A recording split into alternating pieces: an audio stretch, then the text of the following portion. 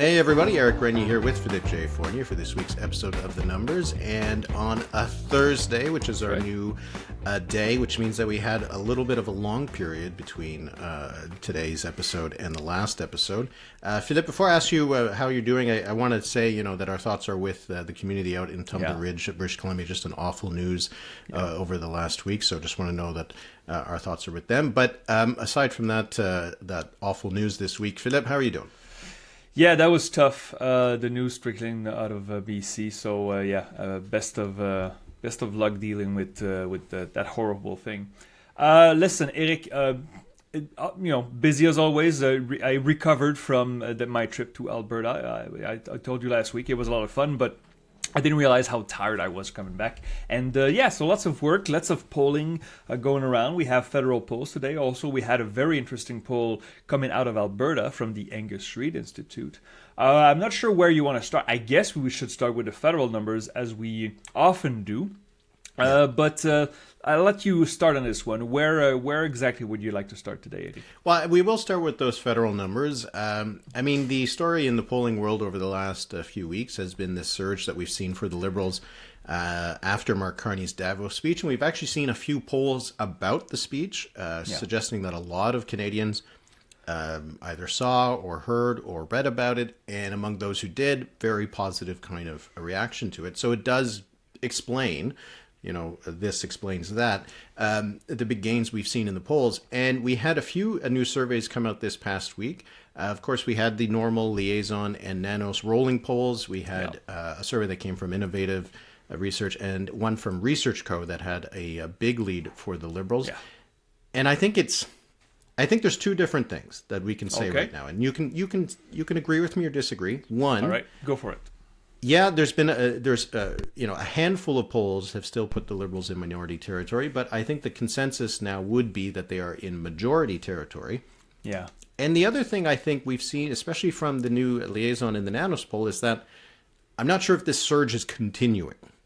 It might be that they've hit a new plateau, a new cruising altitude, and we'll see where it goes from here. Okay, I wasn't sure where you want to go with this. I would add the following: is this a liberal bump or is this a Carney bump?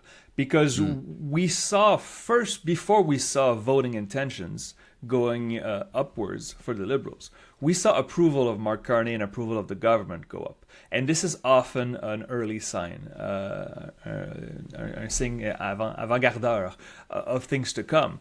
So in late January, just before the Conservative Convention, we saw Léger had a +8 in 2 months for an approval from Mark Carney. Disapproval went down as well. It was clearly a consensus that government approval was up, and then those voting intentions polls came in and show a widening lead for the Liberals. That Research Co number, so 45% for the Liberals, 32% for the Conservatives, which is really low. 32% is on the low end of what we see right now. 10% for the NDP. Those numbers, Eric, you always ask, is this majority territory? And to answer that question, we always need the regionals. Well, here are the regionals. In Ontario, an 8-point lead for the Liberals. In Quebec, a 14-point lead for the Liberal over the Bloc. And in BC, and we know this sample size is smaller in BC, but still 13 points ahead for the Liberals over the Conservatives. This is clearly a majority. Not an overwhelming majority. I think there's diminishing returns in British Columbia. I don't think the Liberals can win 35 seats over there, but they could win 22 or 23. And so I think, did you notice, as I did, that it kind of renewed, it boosted the discussion of will there be a snap election, which can get old very fast. But when we see those numbers, you have to think that deep down some Liberals would just really would want to go for it, right? Yeah, that's been the discussion over the last while. The Liaison poll had a 7-point lead over the Conservatives, and again, a 12-point advantage in Ontario, less in BC than we saw from the Research Co poll, but still pretty sizable and widening their gap in Quebec. And I do think that they would see those numbers, and I think they would see the personal numbers between Carney and Poilievre and say that even in those polls where we're not as far ahead. Like Nanos was only a 4-point gap, Innovative was only a 2-point gap.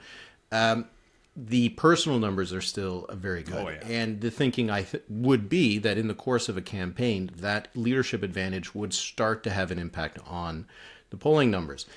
The fact that, though, you do get still a few polls that suggest that maybe they wouldn't win that majority. The fact that I looked at it just recently, in my averages during the campaign, the Liberals eventually got to about a 7 or 8 point lead. Yeah. And by the end of the campaign, it was down to, I think... Like 4, right? Yeah, well, in the polls, it was maybe like 2, maybe 3 or 4. Yeah.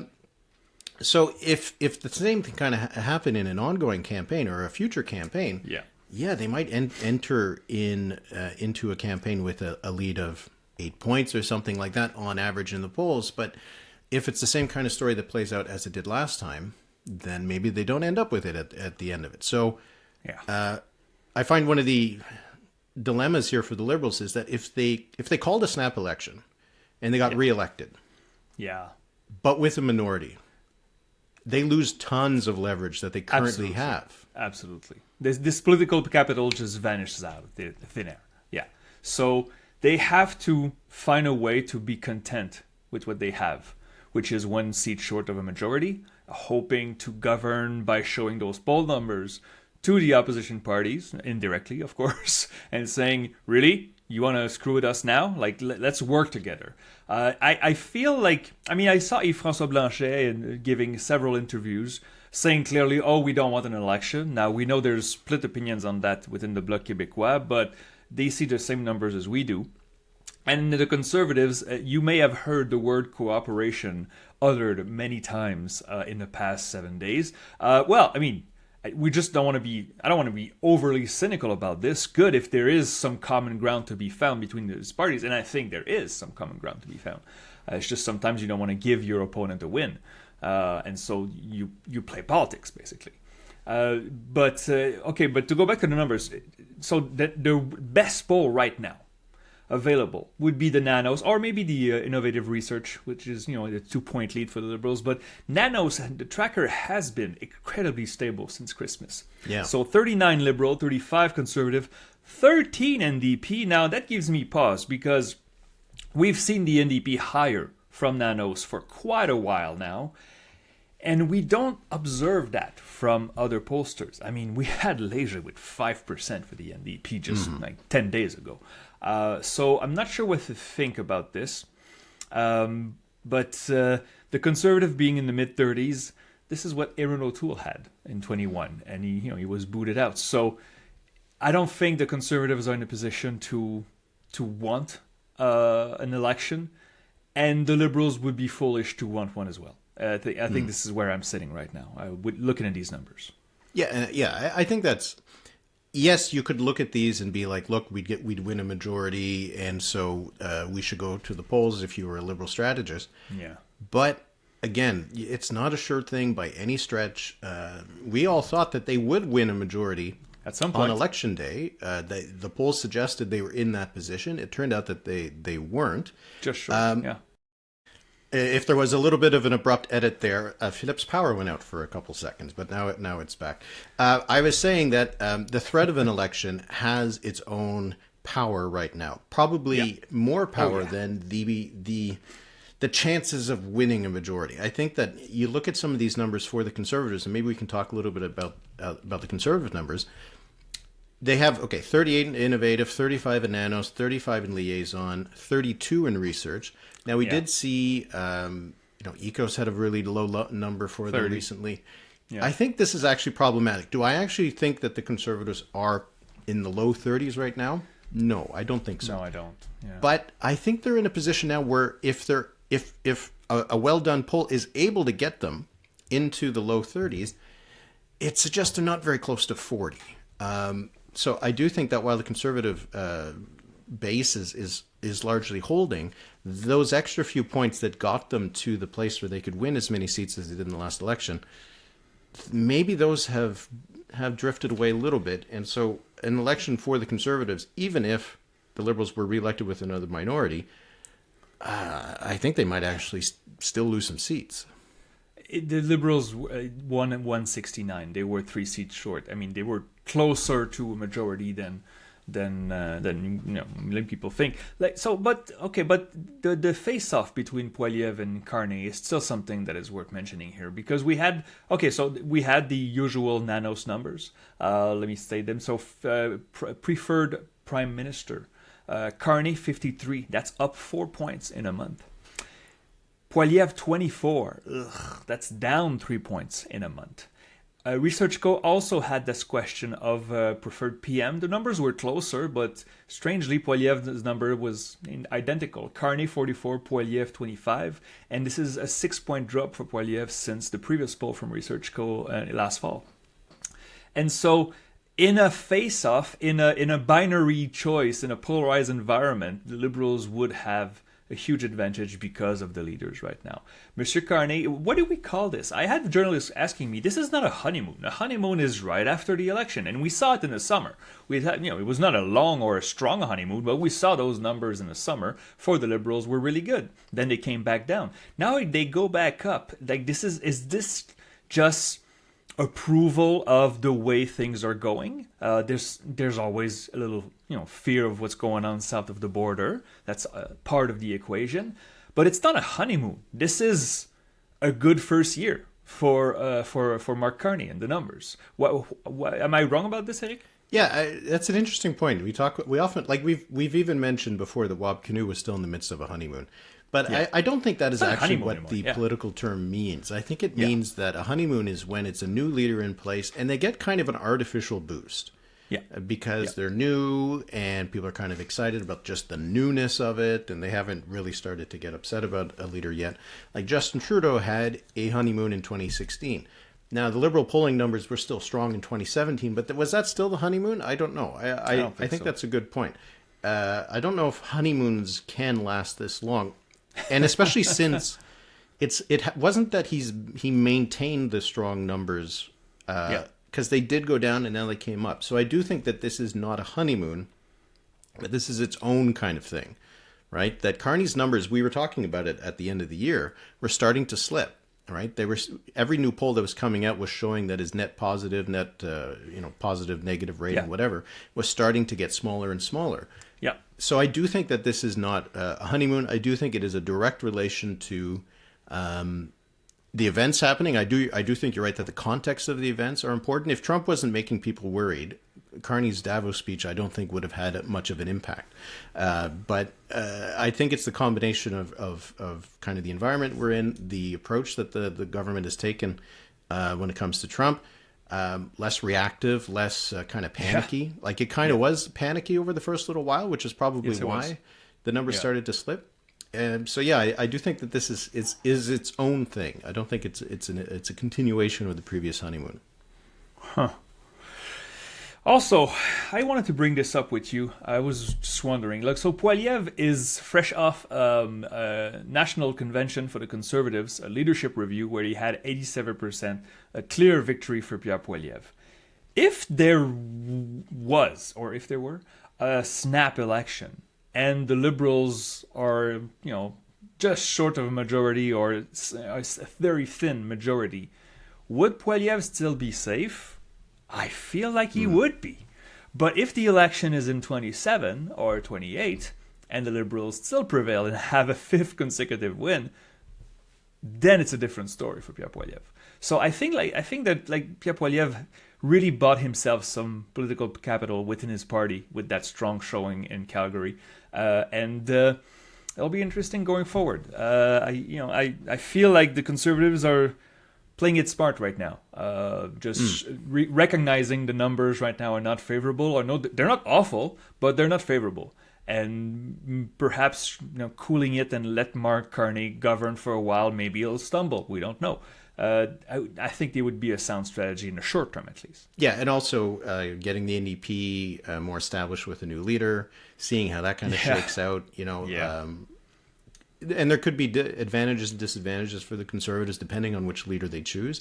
If it ends up being Avi Lewis, maybe the Conservatives aren't too worried about losing some of their more kind of working class seats in parts of British Columbia, for example. Yeah. But maybe they could start thinking that maybe the Liberals should start worrying about some of their urban seats. If it's someone like Heather McPherson or Rob Ashton, that might be different calculations for the Conservatives.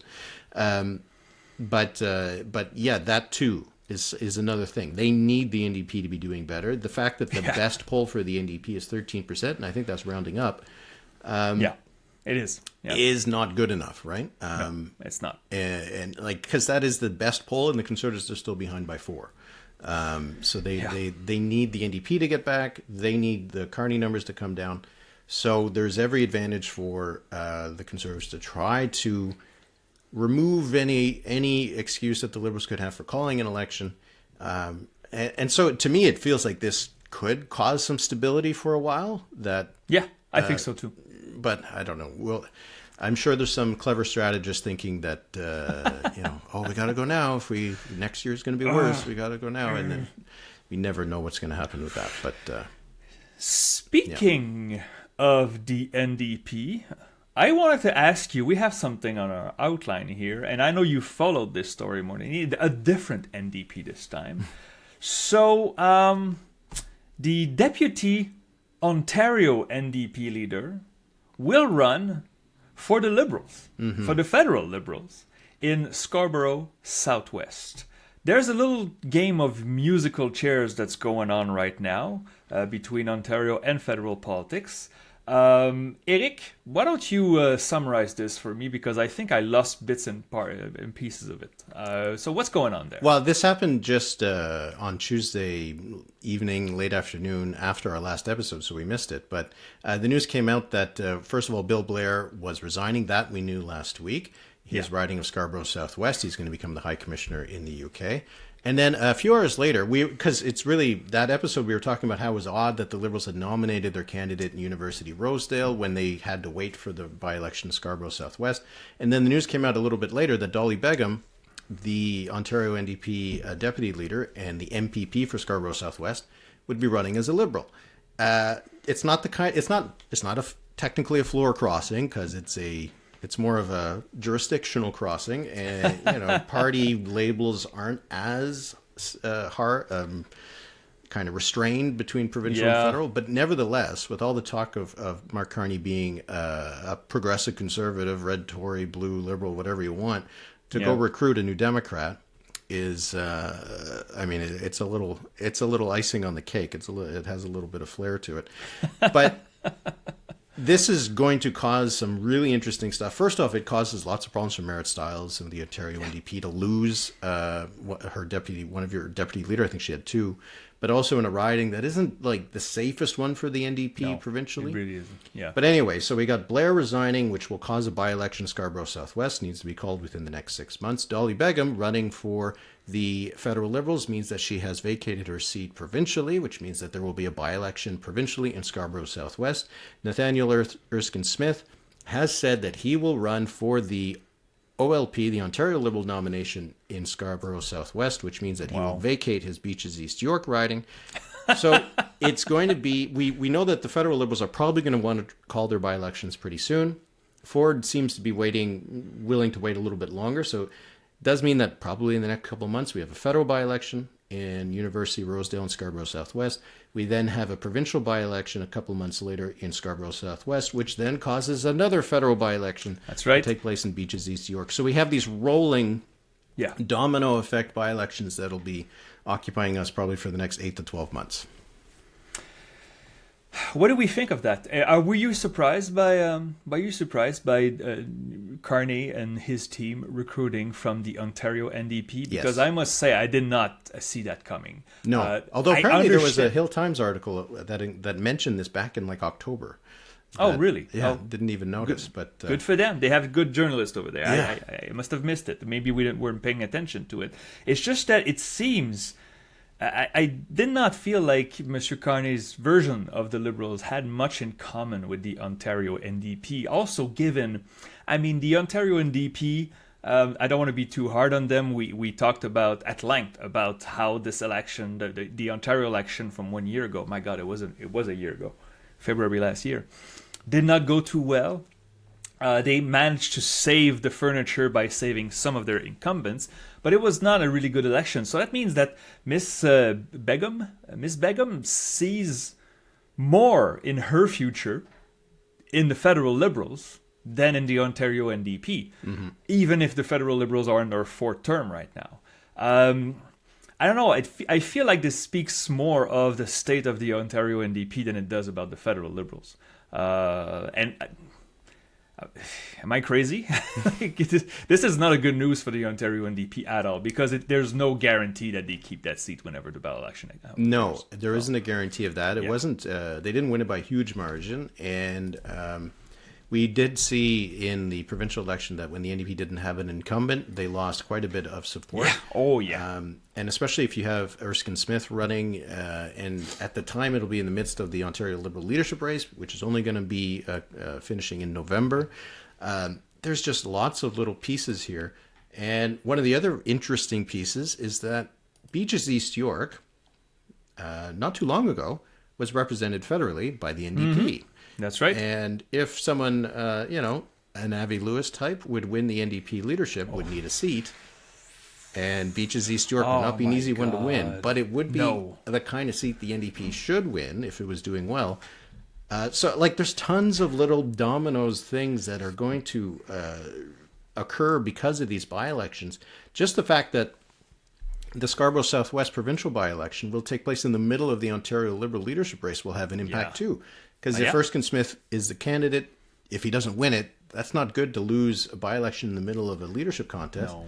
No. If he doesn't win the nomination, that's even more embarrassing. If he does win it, that almost cement him as the next leader. There's just so many different things about this that are going to be interesting, because aside from Scarborough Southwest provincially, none of these by-elections are otherwise all that interesting. They're all pretty safe seats for the Liberals federally. Yeah. Yeah, no, I agree. And I just pulled up. I meant to notice, for those who listen to us, Beaches East York federally is right next door to Scarborough. So it's not like Mr. Smith is going across the city into a completely unknown riding. It's just they are neighboring to each other. And Ms. Begum won by 12 points in the last Ontario election, which is fair. It's a good result. I mean, it's the third time in a row that she wins it, but it's not a safe margin. And as you said, losing an incumbent really hurts. What I found interesting, though, is I had forgot about that. The Liberals finished third in that riding. Mm-hmm. They had the 23% of the vote just last year. So there's a risk for Mr. Erskine Smith as well. So I don't know. These are fascinating.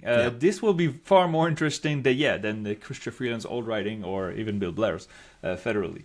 Which should remain Liberal. There's another one that we will eventually get to, but Vancouver North Capilano, I think it's called. North Vancouver Capilano, yeah. Yeah, this one should come up, Mr. Wilkinson. All the rumors I've heard from Ottawa is that it's a matter of weeks. And we're still, I don't know if we're still waiting, but the Edmonton Riverbend MP did say in November that he was leaving. He did not give a date, though. I had March-ish, I think, or actually maybe Poilievre said March. I don't know, but it's soonish. That should be interesting considering the context in Alberta, and I think this is a perfect segue here to talk about this Alberta poll. Unless you had more to say about the by-elections, Eric. No, let's move on to Alberta, because we got a poll that got a lot of people talking this week. It came from the English Street Institute. Asked Albertans what they wanted to do in terms of separation or staying within Canada, and lots of other questions there. The top line numbers for leave versus stay was 65% said they would stay in Canada, or they would vote to stay in Canada. 30% would vote to leave. What do you think of these numbers? Well, first, they are almost identical to previous numbers we had from Léger and other polling firms. So 2-1 basically say that no, they would vote to remain in Canada if the vote was held soon, and it could be just next fall, so it's soon enough. But I know the comparisons to Quebec have been overmade, but we asked that similar question in Quebec about sovereignty, and when you scratch under the surface, when you scratch of but beyond the would you vote no, would you vote yes, would you vote leave or remain, how much do you want it? And this is where you see a big contrast. So the question from the Angus Street Institute, and this is almost 1,000 respondents just in Alberta, so it's a good sample. If a referendum was held today on Alberta separation, would you vote for Alberta to leave, or would you vote for Alberta to stay in Canada? And so there's a gradation. I would definitely vote to leave. I would lean towards leaving. I would lean towards staying, and I would definitely vote to stay. Those who said definitely one side or another, it's 57% stay, 8% leave. So there are a lot of leaners in there that kind of sympathize with the cause. They don't like Ottawa, they don't like the federal Liberals, they don't like Carney, they still have this sour taste in their mouth from Trudeau, and they want to send a message. But the actual amount of people who want to leave Canada, like definitely, is actually really small. So 8%, that's the base number for me. When we do the same in Quebec, we get about 25% who said, no, I would vote to leave Canada right away, no matter what. Not comparable. So that would be my first take on these numbers. Of course, this poll contains a lot of details that we want to get to. But Eric, what do you think? What's your first observation on these numbers? Yeah, that is the main point, I think, because if a campaign is all about persuading the undecided, you have in this poll you have 57% that are already kind of decided that they would vote against separation, right? So it doesn't really make it even possible to imagine it passing. So it becomes more about the size of it. Would it be a 1980 style in Quebec 60-40 result, or would it be something that kind of puts this question to bed for a long time, 75-80 against? Because you have 21% who would lean toward voting to leave and 8% who would lean to stay. And as we know from Quebec, assuming that there are some similar patterns here, the undecideds will tend to go towards the status quo rather than towards the risky option. And we saw the same thing in the Scottish referendum that took place about 10 years ago. So it again raises the same question I've had again and again: is that there's not really a driving reason to have a referendum when it's very clearly not something that the population wants, even if you can get enough signatures to do it, and there's a feeling of pressure release or something like that. It seems kind of unnecessary, but when you look at the partisan breakdowns, I think it kind of explains a lot. But just before we get into that, though, I mean, what do you make of the argument we want to send a message? We wouldn't mind if the feds sweat a little bit, if they're at least if they're a little scared of a close vote. Is that an argument that's valid to you? I think it's a good argument when it's a message that will be taken seriously enough. Because if the result is 75-25, that's the message of you don't need to do that much because there's not much there. Like even in Quebec when it was 60-40, that was at least a big chunk of the population, half of francophones. Like there was a clear message that while there might be an acceptance of federalism, that there should be some changes, and there was the attempts to try to bring Quebec into the Constitution and to sign a Constitution. But here, like, what would be the message? It goes a little bit like the conversation we were having earlier. The threat of a majority government of an election for Carney is more valuable than the risk of going into in a campaign. For Danielle Smith, the threat of a referendum would seem to be more valuable than the reality of one, because the reality of one is probably going to take away a lot of the power. 100%. If they hold a referendum and it gets crushed, you will never be taken seriously again. So better to think about that. Maybe campaigning on a referendum would take more time. If you hold a vote this fall and this is the result, if we have an 80-20 or 75-25, like, you lose all your leverage. Okay, so you mentioned the partisan breakdown. Yeah, well, I think So that the explains why this is on the table. It explains a lot of things, because we discuss, and I think the media, and also, I mean, not just the mainstream media, but all the media outlets that were there, and there were some alternative media there. They mentioned how Pierre Poilievre's speech in Calgary, just before the final vote on his leadership, did not contain a lot about Canadian unity. He didn't mention it, but basically it was a lot of words to say it's the Liberals' fault. And then he went on, we talked about this, he went on that, oh, is it a coincidence that in Quebec the two referendums happen under Liberal rule federally? Like, come on, this was full of inaccuracies, even though they may have a point. Now we look at this, okay, so among UCP voters, 30% strongly approve. 37% approve of... Oh, sorry, this is Danielle Smith's handling. I have the wrong numbers. But they have a majority of the UCP. I have it right here. 56%. It was 56% among UCP voters. So you have 2/3 of that voting base for Danielle Smith, who at least is leaning towards voting in favor of separation. This is a Danielle Smith problem. Like, she tried, I think, to appease some of that, and now it looks like she's losing control of this issue, and she will have to deal with it. Those numbers among the NDP voters, the Leave side is battling with the margin of error. Yeah, so it's 93% against. So for UCP, it's 56 for separation, 38% against.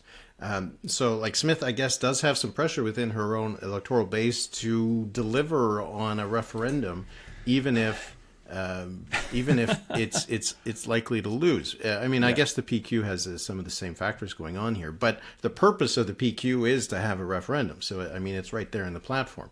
Whereas this is more of this is where the base seems to be leaning. But this is not a winning issue for her in any way. And you also see the same kind of stuff with Pierre Poilievre and the Conservatives, right? Because the same poll found 49% of Alberta Conservative federal voters would vote to leave, 45% to stay. Among New Democrats and Liberals, it was 96%. So like that's why he had to be kind of careful with that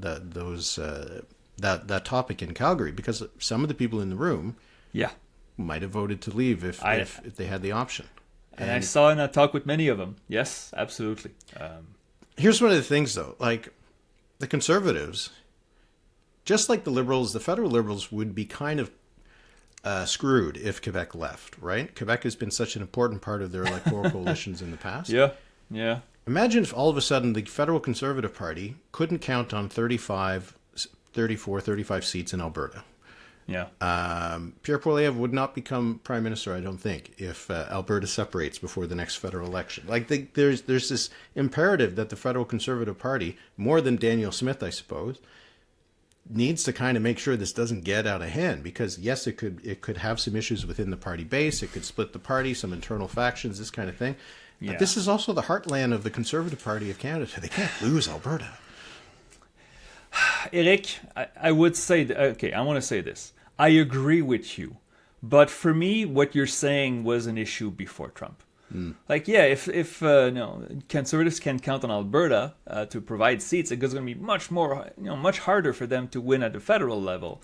The thing is, if there is, because we know there is political interference, some separatists in Alberta proudly say that they had contact with the Trump administration, openly saying that they welcome foreign interference. Alberta leaving would create more of a chaos than just for the Conservative. Oh, of course it would. So, that's the point. I mean, just the numbers. Yeah, the federal Conservatives would be in big trouble, but that would be far down the list now today, with a U.S. administration that seems to be leaning towards imperialism or colonialism, something that I didn't think we would see again in our future, especially among NATO members and allies. But you are correct that this for me is a conservative problem. There are conservative solutions as well, by the way. So, but not addressing them is just growing the problem. And blaming the federal government on everything, yeah, it can work, but it gets thin very fast. Well, it has some longer-term repercussions, right? Because I think the conservative message is this will all go away when a conservative government is reelected. But I'm not sure that's as much as the case, right? There is going to now be this chunk of voters who will. I mean, there's always been Alberta separation movements going back decades and decades and decades. But some of this, I'm sure there's a feeling within the UCP brain trust, if they're not actually hoping that a referendum would pass, feel that they'll be able to keep this brush fire under control, right? But we've seen multiple occasions over the last few years that kind of establishment parties feel that they can control the more unpredictable wings of their party, and it ends up not working out very well. So I don't know how that's going to play out, but I'll say this though: the breakdown with federal vote, the UCP having a 56 leave, 38 stay among UCP voters, it's not that big of a surprise. We had seen numbers like this. To see federal conservative voters split almost 50-50 on the issue. And in Alberta, there are several federal conservative voters, right? I think 1.4 million. How can Poilievre deal with that? This is going to be, since we're not going to have an election, I think for the rest of the year, the next challenge for Pierre Poilievre and his team will be how to handle that with delicate gloves. How do you say that? Yeah. So because it could work at their advantage if they manage it well. It could blow up in their face. So we're going to follow this very closely, but the numbers show that a vote would lose. It would lose probably badly, and it would create a lot of divisions because the partisan lines in there, they are very stark. All right, why don't we finish with the number of the week? I had forgotten to do that, so I'm doing one on the fly. And I'm going to do it from the Angus Reid poll. So I'm going to say 15 points will be my number of the week. So Angus Reid asked how Albertans felt various political leaders were handling the Alberta separation issue. And they found that Mark Carney was a net +7 on this issue in Alberta. This is a Liberal Prime Minister. Whereas Pierre Poilievre was a net -8. So there's a 15-point gap between the net ratings of Mark Carney and Pierre Poilievre in Alberta on the issue of Alberta separation. I've heard over the last little while that the speech that he made at the Calgary Convention but was before the votes, or at least a lot of the votes were done. So he had to make sure that he didn't give anybody in the room a reason to vote against him. But it does seem like even in Alberta, it wasn't a broader successful strategy, right? Because you see that more Albertans think that he's not handling this well than they think he is handling it well. Boy, that's going to be the story of 2026, at least federally, I think. Now that we don't have an election, we think. Okay, you've heard it here first. Well, my number of the week, I'm going to go in my home province right now. It's 1.